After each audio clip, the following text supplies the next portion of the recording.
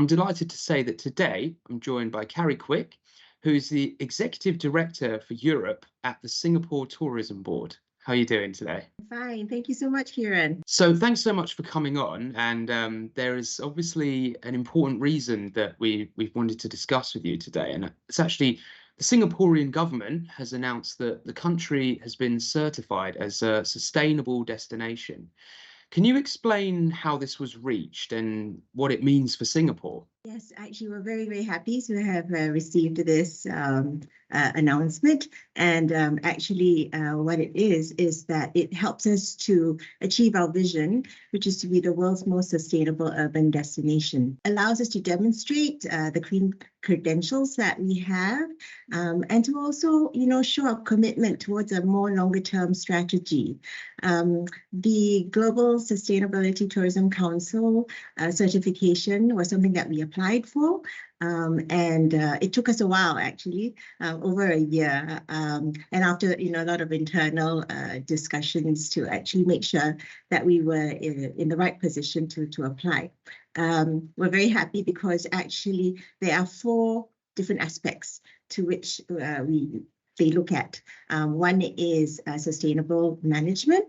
The other three are cultural sustainability, socio-economic sustainability, and the last one is environmental sustainability. So there's a lot of factors that play into that. Would you mind explaining a bit more about the journey of the country towards becoming a sustainable place and the green plan specifically? Would you mind touching on that a little? As you know, Singapore is a country with limited resources. So sustainability has been something that has been very important for us throughout the years. And the Singapore Green Plan, which was announced about less than 2 years ago, is actually another step in our journey towards sustainability. It actually charts out ambitious targets for us to reach in the shorter term, 2030, as well as long term, 2050. And it's actually a whole of country plan, and it helps, both the private sector as well as the public sector to work hand in hand to achieve certain goals that are made, clearly out for everyone to try and align themselves. So, for example, in terms of some of the things that I'm personally very excited about, by 2030, we want to plant 1 million more trees in Singapore. We want every household to be within a 10-minute walk of a nature park.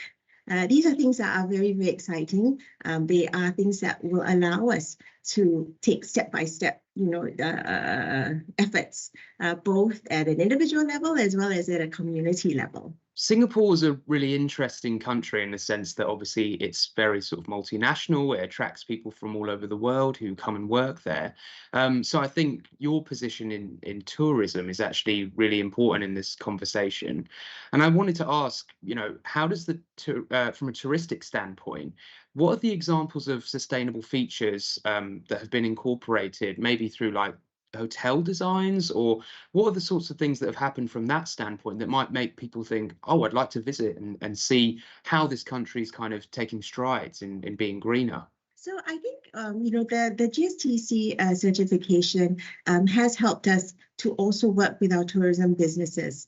It was a consultative process. And now that we have, this overarching vision in place, we are working through our industry associations, for example, the Singapore Hotel Association, to also have industry level targets. So, for example, now we work with them closely to try and ensure that at least 60% of the hotel room stock in Singapore by 2030 would have already been internationally accredited to one of the benchmark accreditation standards for sustainability. Many hotels in Singapore have taken this on themselves to ensure that they look at waste reduction, they look at water, energy management, and in fact, a lot of them, quite interestingly, have also used the green spaces on the rooftops to plant, and ensure that some of the plantings that they have done is then put and brought into their restaurants, for example. So, kind of like their version of the farm to table experience. And those are things that the hotel sector has implemented. In terms of the MICE sector, many of our meetings venues have already also adopted sustainability practices. There's no more single-use plastics. They've gotten rid of the bottled water.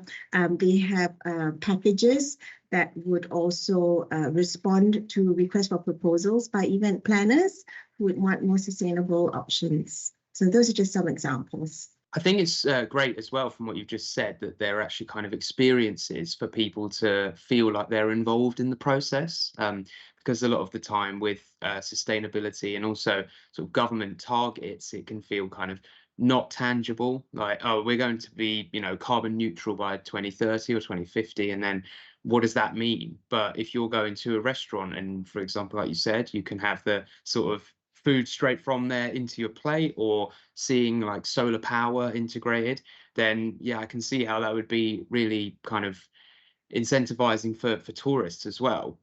Are you hopeful that Singapore can influence other countries to do the same and show that maybe net zero, climate change, all of these sorts of climate mitigation things aren't just pie in the sky, they're actually achievable? Well, we hope so. We hope that, us getting the certification will help to show that it can be done.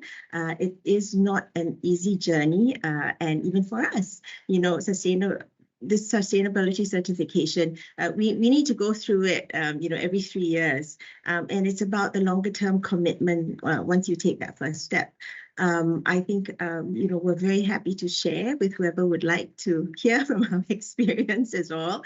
We're not saying that we know everything, because even for us, this is the start of a journey. But I think, for us to be able to, share our experience and, whatever we can help with our neighboring countries or any other countries in the world that might want to embark on this journey, it's something that we would be very open to. So you've had the seal of approval in obviously being counted as a sustainable destination. Finally, what are the next steps? Obviously, you've spoken about the green plan and the little sort of targets and aims that are involved in that, but what are the steps that are going to be made kind of right now that are going to sort of project you into that direction of making sure you stay within the next 3 years where you want to be?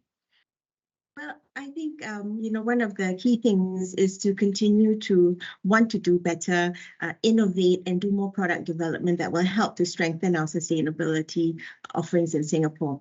One example that is a major tourism project that is happening is the Mandai Nature Precinct.